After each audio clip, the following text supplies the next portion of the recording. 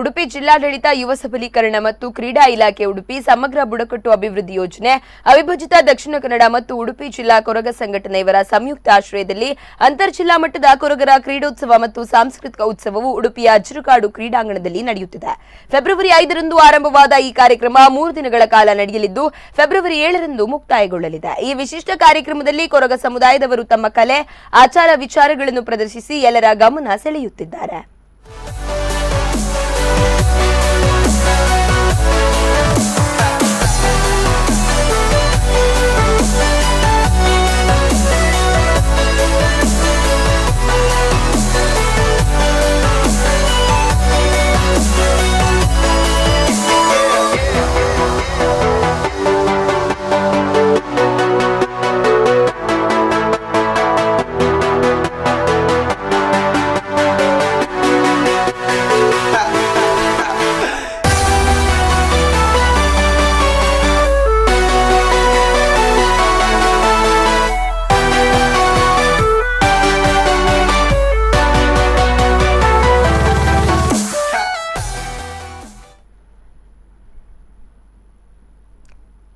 ಸಮುದಾಯದ ಒಂದು ಮೂಲ ಕಸು ಬುಟ್ಟಿ ಹೆಣೆಯುವಂಥದ್ದು.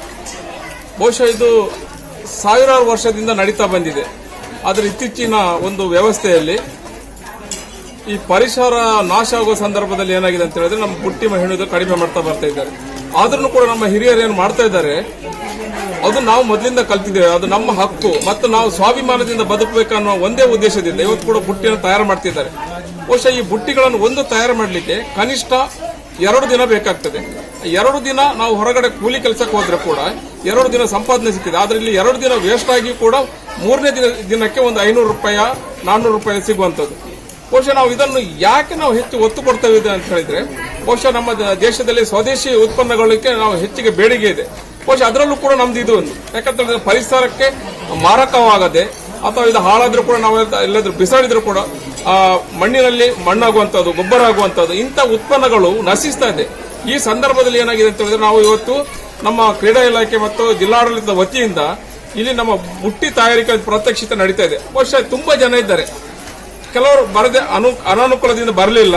ಬಹುಶಃ ಇವರು ತಯಾರು ಮಾಡುವಂತದ್ದು ಎಷ್ಟು ಕಷ್ಟ ಇದೆ ಅಂತ ಹೇಳಿದ್ರೆ ಬಹುಶಃ ನೀವು ಅದನ್ನು ಒಂದು ಸಲ ಕೂತು ನೋಡಿದಾಗ ಇದು ಕೂಡ ಅಷ್ಟು ಕಷ್ಟ ಇದೆ. ಬಹುಶಃ ಇದಕ್ಕೆ ಇವರಿಗೆ ಯಾವ ರೀತಿಯ ಒಂದು ತರಬೇತಿಯನ್ನು ಕೂಡ ಕೊಡಲಿಲ್ಲ ನಮ್ಮ ಹಿರಿಯರು. ಅವರ ಕೈ ಬೆರಳಿನ ಅಳತೆಯಿಂದ